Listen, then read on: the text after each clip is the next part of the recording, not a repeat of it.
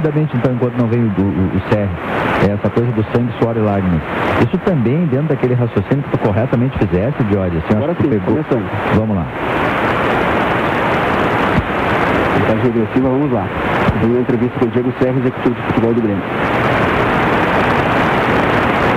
Vai entrar com delay aqui, né? Tá dando top de 5 segundos do canal ali que transmite a coletiva, e nesse exato momento, pelo menos aqui na minha tela do computador, está começando a aparecer o Diego Serra. Boa noite, Diego.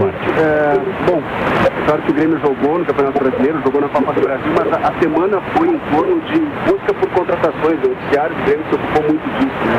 O Grêmio tem um dirigente que está na Itália, abriu conversas com diversos jogadores. Queria saber se tem algo que possa anunciar para o torcedor, de algo que já esteja encaminhado, algum jogador que possa ser, pelo menos, citado na entrevista como algo que possa reforçar o Grêmio na temporada. Boa noite, Felipe. De fato, nós estamos no mercado também para reforçar a equipe.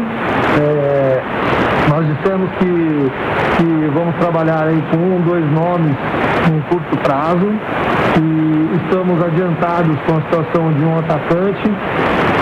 Em relação a nome, como você me perguntou se poderia citar agora, eu realmente não posso dizer, porque atrapalha a negociação, eu não tenho nada assinado ainda. É uma prática que a gente tem que ter no futebol, mas acho que isso é até uma satisfação para os nossos torcedores, saber que nós estamos realmente trabalhando rápido. O momento do mercado é muito difícil, e nós não estamos contratando qualquer jogador que chegue aqui para simplesmente dar uma satisfação. Nós temos que trazer qualidade para somar com o nosso grupo e que possa nos ajudar nesse momento que a gente está passando, que é um momento difícil, mas que nós estamos trabalhando muito para a equipe evoluindo, para que a gente melhore essa nossa situação no campeonato. Muito bem, o Diego Serra segue concedendo a entrevista coletiva, o Felipe Duarte acompanha, e qualquer coisa ele traz pra gente aqui na sequência um resumo, um apanhado daquilo que mais importante ele falou. Mas me chama a atenção nessa primeira resposta aí, Diogo, de que o Grêmio está adiantado com um atacante. Será que pode ser o Borja, né? Mas o Grêmio está avançado na negociação com o atacante. Diz que o Grêmio está trabalhando muito e acredita que seja uma situação de satisfação para o torcedor saber que o Grêmio está trabalhando rápido. É porque a gente fez essa referência anteriormente, inclusive, né? Porque o Grêmio já tentou, com os jogadores que tem, mudar desenho tático, jogar mais para frente, mais para trás, com 3 zagueiros, com 2 zagueiros, com 2 volantes marcadores, com um volante marcador e um que sai mais, trocar de lado com os extremas, trocar o centroavante, trocar o lateral direito e esquerdo, e as respostas não acontecem. A própria troca de treinador, né? A verdade é que o Filipão, ele assume, ele é eliminado da Copa Sul-Americana e ele não deslancha no Campeonato Brasileiro. Ganha o jogo lá com o Fluminense daquela maneira que a gente lembra, né? Num pênalti que nem um lance-ataque era, né? Ele não conseguiu deslanchar ainda. Então, a direção tenta entregar, bom, o que dá para fazer? Bom, vamos tentar encontrar peças diferentes, novos jogadores, que daqui a pouco cheguem ao Grêmio, assim, apartados desse momento psicológico muito ruim. Aliás, esse é um ponto importante da entrevista do Filipão que a gente não comentou. Ele realmente admite que a parte psicológica está pegando demais. Acontece um episódio negativo no jogo e aí desanda completamente. Ele diz textualmente que ele precisa trabalhar isso, além da parte técnica. Então tem muitas coisas para resolver. Novos jogadores pode ser uma alternativa. A única que o Grêmio pode oferecer nesse momento tem dinheiro, que é um custo superavitário. Talvez vai ter que abrir um pouco o cofre e arriscar um pouco, mas o momento exige isso do Grêmio, né? Porque o Grêmio precisa entregar reforços e alternativas diferentes, porque as que aqui não estão resolvendo a vida do Grêmio. Diogo Olivier, muito obrigado, Diogo. Um grande abraço para ti. O negócio é tentar acompanhar a Olimpíada agora, porque dali podem ser notícias boas para o esporte brasileiro. Aqui no vôlei não tem chance, porque assim, não tem chance de coisa ruim, porque o vôlei é o primeiro do ranking mundial há 20 anos. Há 20 anos o vôlei do Brasil, a seleção brasileira de vôlei é a primeira do ranking mundial. Então vamos ver jogo do Brasil, né? Porque Inter e Grêmio tá assim, o gremista vê jogo do Grêmio para ficar feliz, o gremista vê o jogo do Inter para ficar feliz. Feliz com si mesmo não tem jeito. Tchau, gente. Valeu, Diogo. Um grande abraço. Diogo Oliveira, comentarista da Gaúcha, na derrota do Grêmio por 1-0 para o Bragantino. Gol do Praxedes. Isso mesmo, Praxedes, ex-jogador do Inter, do meio da rua, um golaço. E colocou a vitória para o Bragantino nessa partida contra o Grêmio. 11h50, o tempo e o placar no vôlei. O tempo e o placar é boa, né, Lucianinho? O tempo tá rolando, não sei, mas o placar 15, é 13 do Brasil. 15 minutos, Andrezinho? 15, eu tô cronometrando, 15. Ah, é bom esse meu repórter. Em 13 Brasil, bom, não escapa nada. 12 França, Roberto Tite. Agora é alternância de pontos, né? O Brasil vai cozinhando a França aí, que tá jogando por um prato de escargot para chegar na próxima fase. Exatamente, até o 12º ponto, sempre a França liderando o placar, embora fosse troca de pontos, né? Então o jogo está bastante equilibrado, está aberto, com muito potencial de ataque da França, que é a característica do time, sobretudo com os extremas, ponteiro e oposto, jogo muito equilibrado. Muito bem, então agora teve ponto da França, ataque ali do NKP, que é um baita jogador, mas com a marra peculiar do grande jogador. Então tá tudo igual. Diori no segundo set, 13-13, o Brasil ganhou o primeiro, 25-22. Balanço final de lojas Quero, Grupo IESA, Sicredi, Claro e Espaço Luz. Daqui a pouco Felipe Duarte vem de lá com um arremate sobre a coletiva do Diego Serri e com o destaque final do Grêmio. Nós vamos passar para o jogo do Internacional. O Inter ficou só no 0-0, Bertoncello, dentro de casa contra o Cuiabá. É isso, ficou no 0-0, teve a expulsão também do Moisés e agora Diori tem uma semana livre, porque depois o próximo confronto é contra o Flamengo no Maracanã. Sem ser esse domingo agora, o próximo. Inter 0, Cuiabá também 0. O Inter é apenas 14º colocado, com 15 pontos, abriu 4 em relação à zona de rebaixamento e tem uma das piores campanhas como mandante nesse Brasileirão, Diori.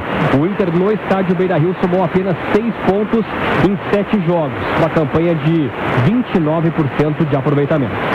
Eduardo Gabardo acompanhou a coletiva do Diego Aguirre e traz pra gente agora um resumo, traz a coletiva do treinador colorado depois de mais um jogo no estádio Beira-Rio e mais um jogo sem vitória. Gabardo. Jory, depois do empate em 0-0 contra o Cuiabá no Beira-Rio, eu abri a entrevista coletiva do técnico Diego Aguirre perguntando sobre a fraca atuação do time depois de uma semana de treinamentos.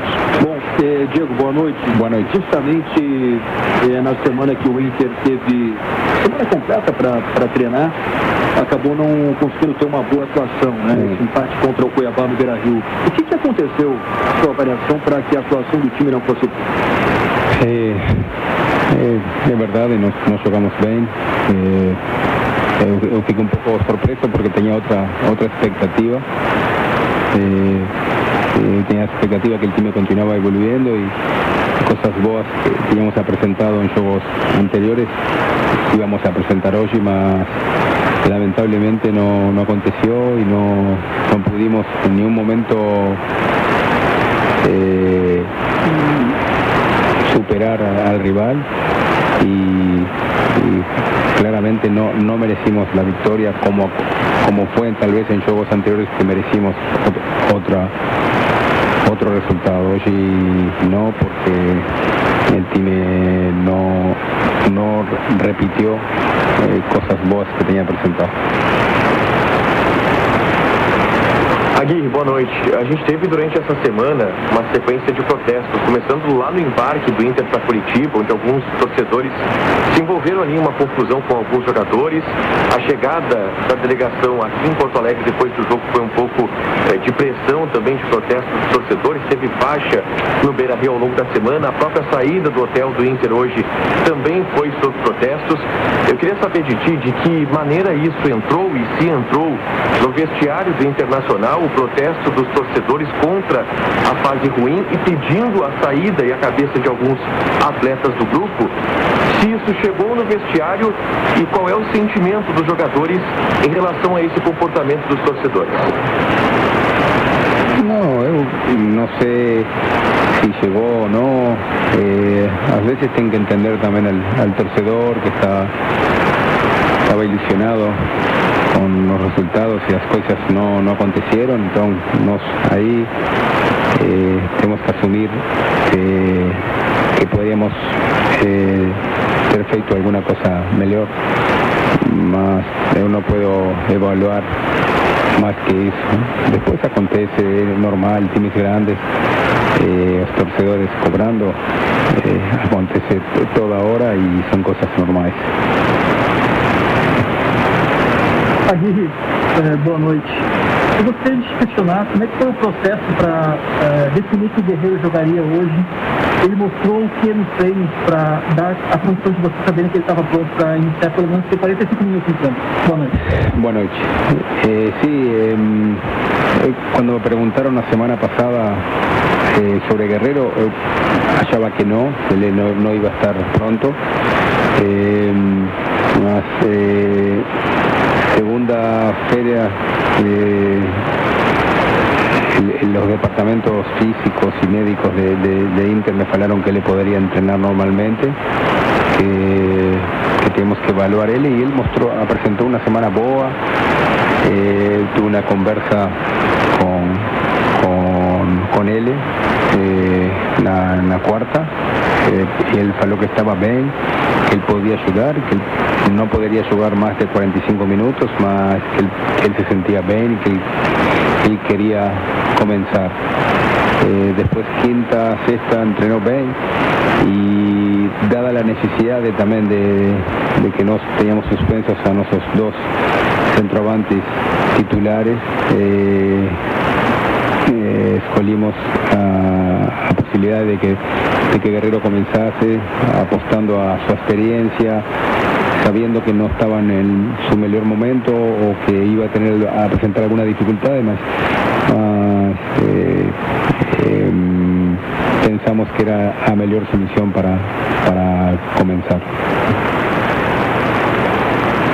Oi, Diego, boa noite. Boa noite. Quero explorar um pouco a tua experiência como jogador e também treinador, contextualizando algumas situações.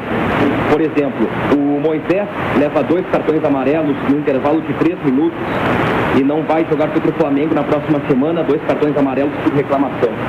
O Galhardo fica fora do jogo de hoje por 3 amarelos, sendo que 2 foram por reclamação quando ele, Galhardo, estava no banco de reservas. Voltando um pouquinho no tempo, contra o Juventude, o Pedro Henrique leva um cartão amarelo no banco de reservas. Vitor Hugo, goleiro, foi expulso no banco de reservas. Danilo Fernandes, que hoje já nem está mais no Inter, não tem nenhum jogo no campeonato, ele tem um amarelo e um cartão vermelho. Enfim, são alguns exemplos que eu trago aqui para contextualizar a minha pergunta. Por que tamanho do descontrole emocional? Por que tal descontrole, na tua visão, do time do Inter em alguns momentos? E se você concorda que este grupo, este time, no momento, não está sabendo lidar com a pressão, seja ela por resultados, rebaixamento ou de torcedor? No, o que você fala é verdade, os dados são assim. Recibimos muchos cartones absolutamente desnecesarios. Es una cosa que no puede acontecer. Yo voy a intentar que eso no acontezca otra vez, porque todo ese es perjuicio para el time, y nos precisamos de todos. Entonces esas cosas no deben acontecer, es un error, y vamos a trabalhar bastante para que isso não aconteça nunca mais. Está aí a entrevista de Diego Aguirre, técnico do Inter, depois do empate contra o Cuiabá no Beira-Rio. Valeu Gabardo, daqui a pouco traz o destaque final do Internacional aqui dentro do Balanço, aproveitando uma passada no vôlei, Luciano Périco, como está a seleção brasileira? Olha, a vantagem é da França agora, Diori, 19-18, o Brasil está no saque, mas a França passou à frente, vamos ver o ataque da França, se vai ter bloqueio do Brasil, deu bloqueio mais para fora, 20-18, vantagem francesa, Roberto Tite, olha, o jogo está pelo jeito se encaminhando aí para uma decisão ponto a ponto nesse segundo set, mas a vantagem é da França. E com um jogo muito espelhado, né? Um jogo de Brasil e França sempre muito parecido, poucos centrais acionados, um jogo mais aberto, entrada e saída de rede, é um jogo muito equilibrado e está aberto até por conta desse espelhamento, né? A qualquer momento um jogador, como agora há pouco o Mbappé chamou o jogo para para ele, mudou a estrutura do jogo. Antes era o pátrio oficial, o oposto que estava fazendo uma pontuação maior. Jogo muito equilibrado. 20-19, Brasil encosta de Diori, mas é isso que o Tite falou. Está indefinido esse set, por enquanto a vantagem ainda da França. A gente já acompanha a sequência, o final desse set. O segundo set, o Brasil venceu o primeiro set contra a França lá nos Jogos Olímpicos. Adroaldo Guerra Filho, vamos ter Grenal na Série B do Campeonato Brasileiro no ano que vem, Guerrinha? Boa noite. Boa noite, Johnny.